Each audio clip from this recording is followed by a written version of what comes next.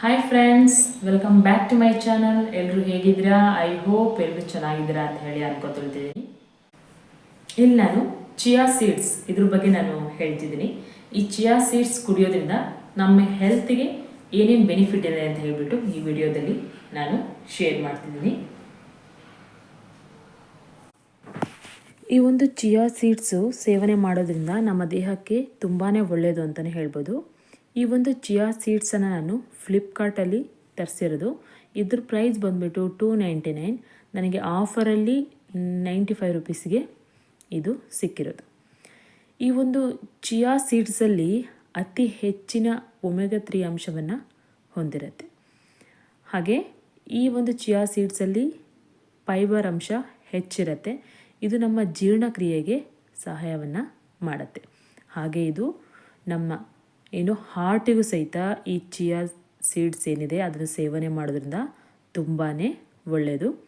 ಹಾಗೆ ಈ ಚಿಯಾ ಸೀಡ್ಸನ್ನು ತಿನ್ನೋದ್ರಿಂದ ದೇಹದ ತೂಕವನ್ನು ಕಡಿಮೆ ಮಾಡಿಕೊಳ್ಳಲು ಸಹಾಯಕವಾಗುತ್ತೆ. ಯಾಕೆ ಅಂತ ಹೇಳಿದ್ರೆ ಈ ಚಿಯಾ ಸೀಡ್ಸನ್ನು ನಾವು ಸೇವನೆ ಮಾಡೋದ್ರಿಂದ ನಮಗೆ ಹಸಿವನ್ನು ಕಡಿಮೆ ಮಾಡುತ್ತೆ.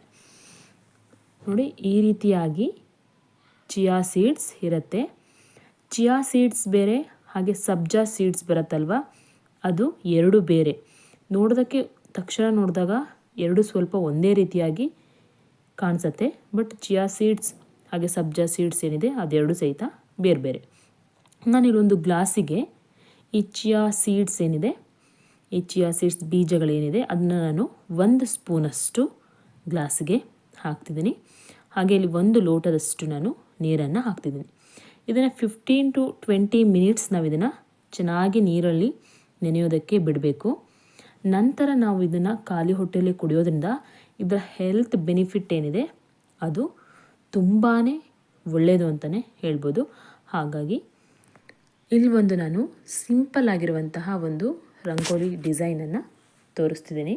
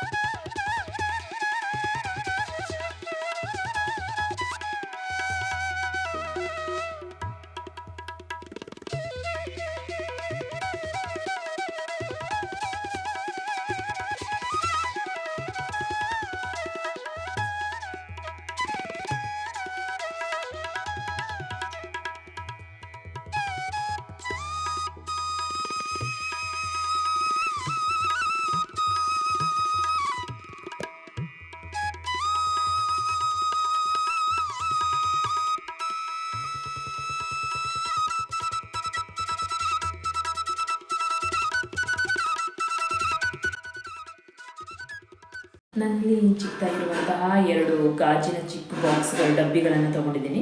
ಆ್ಯಕ್ಚುಲಿ ಇದನ್ನು ಚಿಕ್ಕ ಕಾಳು ಕಡಿ ಹಾಕೋದಕ್ಕೆ ಅಂತ ಹೇಳಿ ಯೂಸ್ ಮಾಡ್ಕೊಂಡಿದ್ದೆ. ಆ್ಯಕ್ಚುಲಿ ಇದು ಒಡೆದೋಗ್ಬಿಟ್ಟಿದೆ ಈ ಥರ ಕ್ಯಾಪ್ಗಳೆಲ್ಲ. ಹಾಗಾಗಿ ಇದನ್ನು ಮತ್ತೆ ರಿಯೂಸ್ ಮಾಡೋಕ್ಕೆ ಅಂತ ಹೇಳಿಬಿಟ್ಟು ಮನಿ ಪ್ಲ್ಯಾಂಟನ್ನು ತೊಗೊಂಬಂದಿದ್ದೆ. ಹಾಗಾಗಿ ಇದಕ್ಕೆ ಮನಿ ಪ್ಲ್ಯಾಂಟನ್ನು ಹಾಕಿದ್ರೆ ಚೆನ್ನಾಗಾಗತ್ತೆ ಅಂತ ಹೇಳಿಬಿಟ್ಟು ಇದನ್ನು ಮನಿ ಪ್ಲ್ಯಾಂಟ್ ಹಾಕೋದಕ್ಕೆ ಇವಾಗ ನಾನು ಯೂಸ್ ಮಾಡ್ಕೊಳ್ತೀನಿ. ಇಲ್ಲಿ ನಾನು ಮನಿ ಪ್ಲ್ಯಾಂಟನ್ನು ತೊಗೊಂಡಿದ್ದೀನಿ. ನೋಡಿ, ಇದನ್ನು ನಾನು ಇವಾಗ ಚಿಕ್ಕದಾಗಿ ಕಟ್ ಮಾಡ್ಕೊಳ್ತಿದ್ದೀನಿ. ಇವಾಗೇನು ಈ ಬಾಟಲ್ಗಳಿದೆ ಇದಕ್ಕೆ ನಾನಿವಾಗ ಈ ಮನಿ ಪ್ಲ್ಯಾಂಟನ್ನು ಹಾಕ್ತಿದ್ದೀನಿ. ನೋಡಿ, ಈ ರೀತಿಯಾಗಿ ಗಾಜಿನ ಏನು ಡಬ್ಬಿಗಳಿರುತ್ತೆ ಅದನ್ನು ನಾವು ಎಸೆಯೋ ಬದಲು ಈ ರೀತಿಯಾಗಿ ಇದನ್ನು ರಿಯೂಸ್ ಮಾಡ್ಕೊಳ್ಬೋದು. ನಾನಿಲ್ಲಿ ಚಿಕ್ಕ ಡಬ್ಬಿಗಳಿಗೆ ನೀರನ್ನು ಹಾಕ್ತಿದ್ದೀನಿ.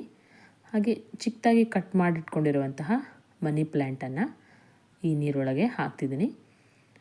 ಇದು ಚೆನ್ನಾಗಿ ಚಿಗುರಿದ ನಂತರ ನೋಡೋಕ್ಕೂ ಸಹಿತ ತುಂಬಾ ಚೆನ್ನಾಗಿ ಕಾಣಿಸುತ್ತೆ.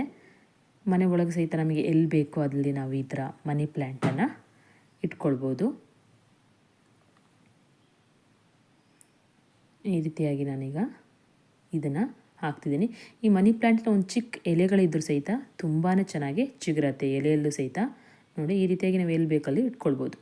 ನಾನಿಲ್ಲಿ ಈ ಸೋರೆಕಾಯನ್ನು ಯೂಸ್ ಮಾಡಿಕೊಂಡು ಹಾಗೆ ಹೆಸರುಬೇಳೆ ಮತ್ತು ಕಡಲೆಬೇಳೆಯನ್ನು ಹಾಕಿಬಿಟ್ಟು ಸೋರೆಕಾಯಿ ಪಾಯಸ ಮಾಡ್ತಿದ್ದೀನಿ. ಇಲ್ಲಿ ನಾನು ಒಂದು 1/4 ಗಂಟೆ ಅಷ್ಟು ಹೆಸರುಬೇಳೆ ಮತ್ತು ಕಡಲೆಬೇಳೆಯನ್ನು ನೆನೆ ಹಾಕಿದ್ದೀನಿ.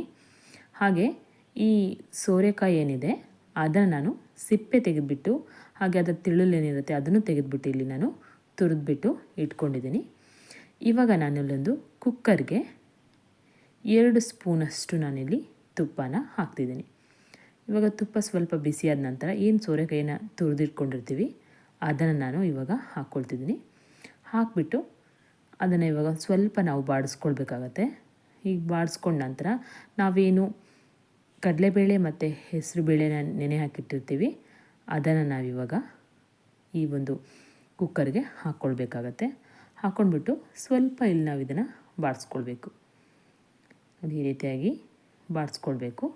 ಬಾಡಿಸ್ಕೊಂಡ ನಂತರ ನಾನಿಲ್ಲಿ 1 ಲೋಟದಷ್ಟು ನಾನಿಲ್ಲಿ ನೀರನ್ನು ಹಾಕ್ಕೊಳ್ತಾ ಇದ್ದೀನಿ.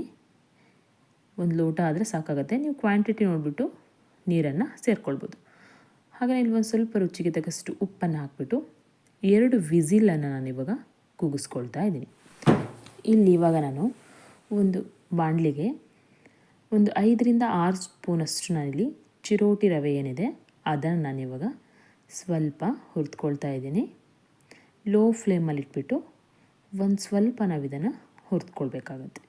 ನೋಡಿ, ಈ ರೀತಿಯಾಗಿ ಚೆನ್ನಾಗಿ ಸ್ವಲ್ಪ ಒಂದು 5 ರಿಂದ 6 ಸ್ಪೂನ್ ಆದರೆ ಸಾಕಾಗತ್ತೆ.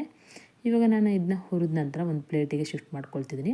ಹಾಗೆ ಒಂದು 2 ಟೀ ಸ್ಪೂನಷ್ಟು ನಾನಿಲ್ಲಿ ಗಸಗಸೆ ಏನಿದೆ ಅದನ್ನು ಸಹಿತ ನಾನಿಲ್ಲಿ ಹುರ್ಕೊಳ್ತಾ ಇದ್ದೀನಿ. ನೋಡಿ, ಗಸಗಸೆ ಈ ರೀತಿಯಾಗಿ ಚಿಟಪಟ ಅಂತ ಹೇಳಿ ಸಿಡಿಬೇಕು.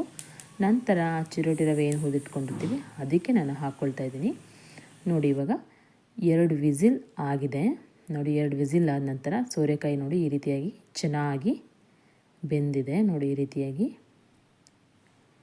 ರೀತಿಯಾಗಿ ಸೋರೆಕಾಯಿ ಚೆನ್ನಾಗಿ ಬೇಯಿಸ್ಕೊಂಡ ನಂತರ ನಾನಿಲ್ಲಿ 1 ಗ್ಲಾಸಷ್ಟು ನಾನಿಲ್ಲಿ ಲೋಟದಷ್ಟು ಹಾಲನ್ನು ಹಾಕ್ಕೊಳ್ತಾ ಇದ್ದೀನಿ. ನೋಡಿ, ಇವಾಗ ಹಾಲನ್ನು ಹಾಕಿದ ನಂತರ ನಾವಿಲ್ಲಿ ಇದನ್ನು ಚೆನ್ನಾಗಿ ಮಿಕ್ಸ್ ಮಾಡ್ಕೊಳ್ಬೇಕು. ಚೆನ್ನಾಗಿ ಮಿಕ್ಸ್ ಮಾಡ್ಕೊಂಡ ನಂತರ ನಾವು ಇದು ಸ್ವಲ್ಪ ಕುದಿ ಬರಬೇಕು. ಇವಾಗ ನಾವು ಇದನ್ನು ಕುದಿಯೋಕ್ಕೆ ಬಿಡೋಣ. ನೋಡಿ, ಈ ರೀತಿಯಾಗಿ ಚೆನ್ನಾಗಿ ಕುದ್ದ ನಂತರ ಇದಕ್ಕೆ ನಾನೀಗ 1 ಕಪ್ಪಷ್ಟು ನಾನು ಬೆಲ್ಲನ ಹಾಕ್ಕೊಳ್ತಾ ಇದ್ದೀನಿ. ನೀವು ಬೇಕಾದರೆ ಸಕ್ಕರೆ ಬೇಕಾದರೆ ಯೂಸ್ ಮಾಡ್ಕೊಳ್ಬೋದು. ನಾನಿಲ್ಲಿ ಬೆಲ್ಲನ ಹಾಕ್ತಿದ್ದೀನಿ. ನಿಮಗೆ ಸ್ವೀಟ್ ಎಷ್ಟು ಬೇಕು ಅಂತ ನೋಡಿಬಿಟ್ಟು ನೀವು ಅಷ್ಟು ಬೆಲ್ಲನಾದರೂ ಅಥವಾ ಸಕ್ಕರೆನಾದರೂ ಸೇರಿಸ್ಕೊಳ್ಬೋದು. ನೋಡಿ, ಈ ರೀತಿಯಾಗಿ ಇವಾಗ ಚೆನ್ನಾಗಿ ಮಿಕ್ಸ್ ಆದ ನಂತರ ಇದು ಸಹಿತ ಒಂದು ಕುದಿ ಬರಬೇಕು. ಇವಾಗ ನೋಡಿ, ಈ ರೀತಿಯಾಗಿ ಚೆನ್ನಾಗಿ ಕುದೀತಿದೆ. ಇವಾಗ ನಾವು ಏನು ಚಿರೋಟಿ ರವೆ ಹಾಗೆ ಗಸಗಸೆನ ಹುರಿದಿಟ್ಕೊಂಡಿರ್ತೀವಿ ಅದನ್ನು ಈ ರೀತಿಯಾಗಿ ಹಾಕ್ಕೊಳ್ಬೇಕು. ಹಾಕ್ಕೊಂಡ ನಂತರ ಇದನ್ನು ಚೆನ್ನಾಗಿ ಮಿಕ್ಸ್ ಮಾಡ್ಕೊಳ್ಬೇಕು. ಗಂಟು ಬರದೇ ಇರೋ ರೀತಿ ಚೆನ್ನಾಗಿ ಇದನ್ನು ಮಿಕ್ಸ್ ಮಾಡ್ಕೊಳ್ಬೇಕು. ನೋಡಿ, ಈ ರೀತಿಯಾಗಿ ಚೆನ್ನಾಗಿ ಮಿಕ್ಸ್ ಮಾಡ್ಕೊಳ್ಬೇಕು. ಈ ರೀತಿ ಕುದಿಬೇಕದು. ಇವಾಗ ಒಂದು ಚಿನ್ನದೊಂದು ಪಾತ್ರೆಗೆ ತುಪ್ಪನ ಹಾಕ್ಬಿಟ್ಟು ಇಲ್ಲಿ ನಾನು ಗೋಡಂಬಿನ ಫ್ರೈ ಮಾಡ್ಕೊಳ್ತಿದ್ದೀನಿ. ಇಲ್ಲಿ ಗೋಡಂಬಿ ಮತ್ತು ದ್ರಾಕ್ಷಿನ ನಾನು ಫ್ರೈ ಮಾಡ್ಕೊಂಡಿದ್ದೀನಿ.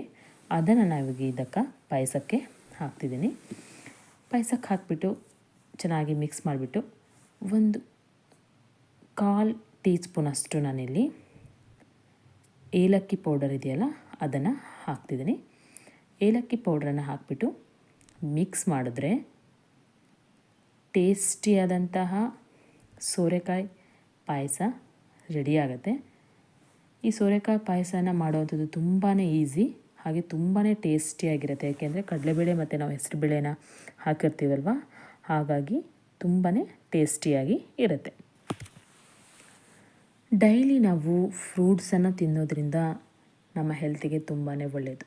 ಫ್ರೂಟ್ಸ್ ಆಗಿರ್ಬೋದು ಅಥವಾ ಫ್ರೂಟ್ಸಿಂದ ಮಾಡಿರುವಂತಹ ಜ್ಯೂಸ್ಗಳನ್ನು ಆಗಿರ್ಬೋದು. ಇಲ್ಲಿ ನಾನು ಒಂದು 4ರಿಂದ 5 ಥರದ ಹಣ್ಣನ್ನು ಸ್ನ್ಯಾಕ್ಸ್ ತಿನ್ನೋ ಬದಲು ನಾವು ಈ ರೀತಿಯಾಗಿ ಸಂಜೆ ಟೈಮಲ್ಲಿ ಫ್ರೂಟ್ಸನ್ನು ತಿನ್ನೋದು ತುಂಬಾ ಒಳ್ಳೆಯದು. ಯಾವ ಹಣ್ಣಿರುತ್ತೆ ಅದನ್ನು ನೀವು ಯೂಸ್ ಮಾಡ್ಕೊಳ್ಬೋದು. ನಾನಿಲ್ಲಿ 5 ಥರದ ಹಣ್ಣನ್ನು ತಿಂತಿದ್ದೀನಿ. ಫ್ರೂಟ್ಸ್ ಆಗಿರ್ಬೋದು ಅಥವಾ ವೆಜಿಟೇಬಲ್ಸ್ಗಳಾಗಿರ್ಬೋದು, ನಾವು ತಿನ್ನೋದ್ರಿಂದ ನಮ್ಮ ದೇಹಕ್ಕೆ ತುಂಬಾ ಒಳ್ಳೆಯದು. ಅದರಲ್ಲೂ ಈ ಕಲರ್ಫುಲ್ ಆಗಿರುವಂತಹ ಹಣ್ಣುಗಳು, ತರಕಾರಿಗಳನ್ನು ತಿನ್ನೋದ್ರಿಂದ ನಮ್ಮ ಹೆಲ್ತಿಗೆ ಒಳ್ಳೆ ರೀತಿಯ ಬೆನಿಫಿಟ್ ಇದೆ ಅಂತಲೇ ಹೇಳ್ಬೋದು.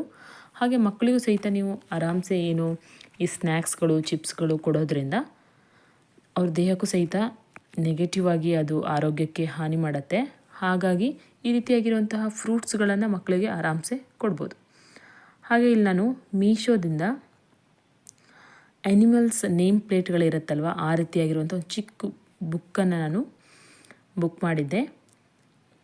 ಅಂದರೆ ನಮ್ಮ ಪಾಪುಗೆ ಇದನ್ನ ನೇಮ್ ಪ್ಲೇಟ್ಗಳನ್ನು ತೋರಿಸಿ ಅಥವಾ ಅದನ್ನು ಐಡೆಂಟಿಫೈ ಮಾಡೋಕ್ಕೆ ಹೆಲ್ಪ್ ಆಗುತ್ತೆ ಅಂತ ಹೇಳಿ ಇದನ್ನು ತರಿಸಿದ್ದೆ. ಇದು ತುಂಬಾ ಚೆನ್ನಾಗಿದೆ ನೋಡಿ. ಈ ರೀತಿಯಾಗಿ ಆ್ಯನಿಮಲ್ಸ್ ಚಿತ್ರನೂ ಕೊಟ್ಟಿದ್ದಾರೆ, ಹಾಗೆ ಅದರ ನೇಮನ್ನು ಸಹಿತ ಮೆನ್ಷನ್ ಮಾಡಿದ್ದಾರೆ. ಕ್ವಾಲಿಟಿ ಸಹಿತ ತುಂಬಾ ಚೆನ್ನಾಗಿದೆ. ಇದಕ್ಕೆ ನಾನು ಮೀಶೋದಲ್ಲಿ 150 ರೂಪೀಸ್ ಕೊಟ್ಟಿದ್ದೆ. ತುಂಬಾ ಚೆನ್ನಾಗಿದೆ ನೋಡಿ. ಈ ರೀತಿಯಾಗಿ ಎಲ್ಲ ಥರದ ಆ್ಯನಿಮಲ್ಸ್ಗಳಿದೆ, ಪ್ರಾಣಿಗಳಿದೆ. ಹಾಗೆ ಅದ್ರ ಕೆಳಗೆ ಅದರ ಹೆಸರುಗಳನ್ನು ಕೊಟ್ಟಿದ್ದಾರೆ. ಇದನ್ನು ತೋರಿಸ್ಬಿಟ್ಟು ಹೇಳಿದ್ರೆ ಅವನು ಅದನ್ನು ಸ್ವಲ್ಪ ಗುರುತಿಸ್ತಾನೆ ಅಂತ ಹೇಳಿಬಿಟ್ಟು ಈ ರೀತಿಯಾಗಿರುವಂಥ ಆ್ಯನಿಮಲ್ಸ್ ನೇಮ್ ಪ್ಲೇಟ್ಗಳನ್ನು, ಬುಕ್ಸನ್ನು ತರಿಸಿದೆ. ಹಾಗೆ ವಿಡಿಯೋ ನಿಮ್ಗೆ ಇಷ್ಟವಾದರೆ ಲೈಕ್ ಮಾಡಿ, ಹಾಗೆ ನನ್ನ ಚಾನಲ್ನ ಸಬ್ಸ್ಕ್ರೈಬ್ ಮಾಡ್ಕೊಳ್ಳಿ. ಸಬ್ಸ್ಕ್ರೈಬ್ ಮಾಡೋದ್ರಿಂದ ನಾನು ಮಾಡುವಂತಹ ಎಲ್ಲ ಹೊಸ ವಿಡಿಯೋಗಳ ನೋಟಿಫಿಕೇಷನ್ ನಿಮಗೆ ಫಸ್ಟ್ ಬರುತ್ತೆ. ನೀವು ನನ್ನ ಎಲ್ಲ ವಿಡಿಯೋಗಳನ್ನು ನೋಡ್ಬೋದು. Thank you for watching. Bye.